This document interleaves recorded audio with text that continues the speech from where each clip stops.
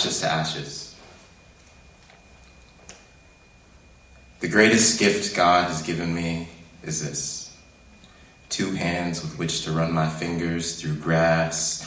There, those 2 hands, yes, when I can smear the clouds' tears with my own, jumble everything together before giving it back to the earth.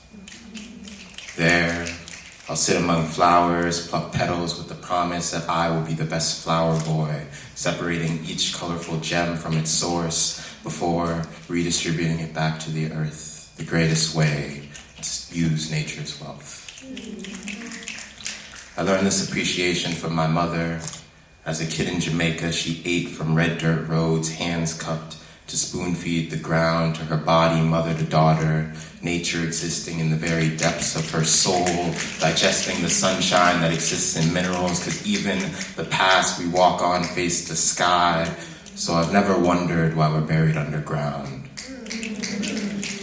It feels honest to bare our bones to ants and worms, poor things, unsure of what to do with all their newfound friends, like when we buried my grandfather, earth open wide enough to swallow the whole family. I remember that first shock.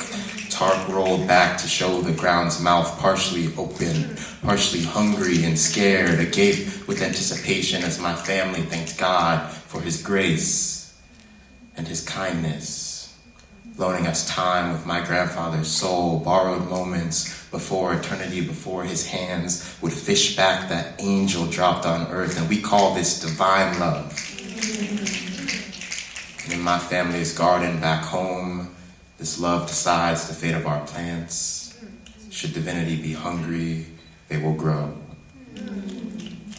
This is why the week before Thanksgiving, my father hears the voice of God unearthed for the first time, no longer whispering to him on Sundays while the rest of us are away, soft calls drowned out by the sounds of winning football teams, transformed now into loud chants that flow down the heavens, begging him to return to his roots, to deconstruct himself back to where he began. And this year, my father accepts.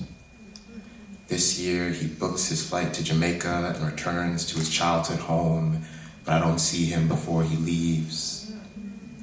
Nevertheless, someone must feed divinity, the world singing lonely to those growing tomatoes, not quite red, but colorful enough to shoot the light back into my eyes. The moon's iridescence caught somewhere in this soul, stirred alive with the mosquitoes and the grasshoppers and all else that lingers in that overgrown grass, raised up to tickle my ankles, each spindly strand cultivated till they fall over each other. Flimsy things, not quite greedy, but imperfectly patient as they wait for water to fall from my hands. And for the week that my father is gone, this is the hardest thing I do. See, tending a garden is a form of firefighting. And at 21, I'm no better at keeping things alive than I was before.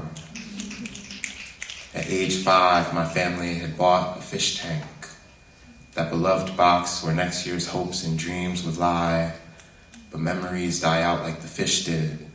Slowly, corners turn black holes, vortexing all remnants of life. Guppies doomed to death by excess fish flakes I toss like firecrackers shimmering underneath an artificial light I left on for too long. And I don't know if fish know divinity. But at church, I'm told that underneath my skin and bones, I'm nothing but clay and dust from the universe's closet, given flesh to feed fish that swim in circles. So when time sweeps all I have been and all I will ever be into a human-sized pile, decomposing me back to God's discarded cells, the fish and I will be the same. Tiny pieces of his growing perfection buried in the garden once again.